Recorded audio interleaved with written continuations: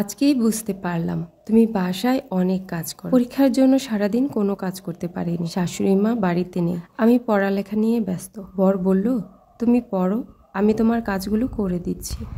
তখন তার কথা শুনে মনটা অনেক ভালো হয়ে গেল। আমি পড়তে বসলাম, আর এদিকে সে সকাল থেকে সব কাজ শুরু করলো।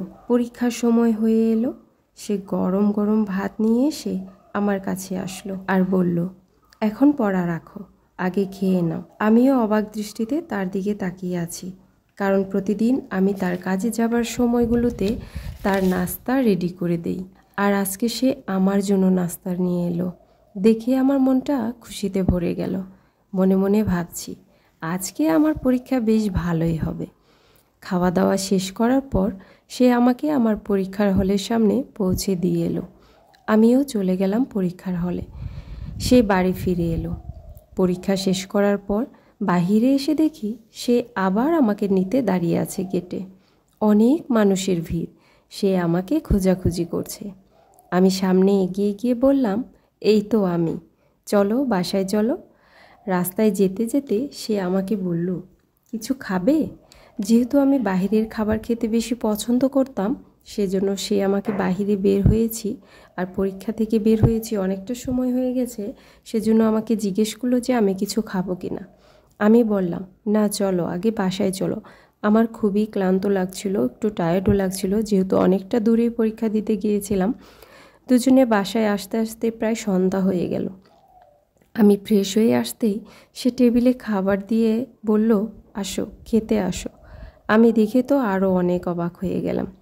খেতে বসে সে আমাকে বলল, সত্যি তুমি সারাদিন বাসায় অনেক কষ্ট করো। আমরা বাহিরে কাজ করি, তাই বাসার পরিস্থিতি এত ভালো করে বুঝতে পারি না, কিন্তু আজকে যখন বাসায় ছিলাম তখন বুঝতে পারলাম কোনো কাজই এত সহজ নয়, সব কাজেই কষ্ট আছে। এখন আমি বুঝতে পারছি সারাদিন তুমি অনেক কাজ করো। তার কথাগুলো শুনে তখন আমার সেই মিনা রাজু কার্টুনের কথা মনে পড়ে গেল।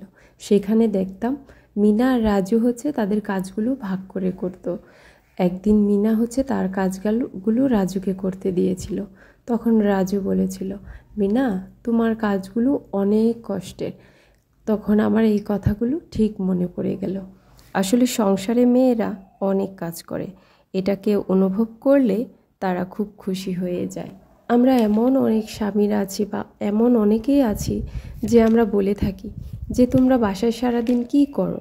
যদি তাদের কাজগুলো আপনারা একদিন করে দেখেন, তাহলে বুঝতে পারবেন যে বাসায় তারা সারাদিন কী কাজ করে। ঘরের কাজেও কষ্ট যেমন, বাহিরের কাজেও কষ্ট তেমন।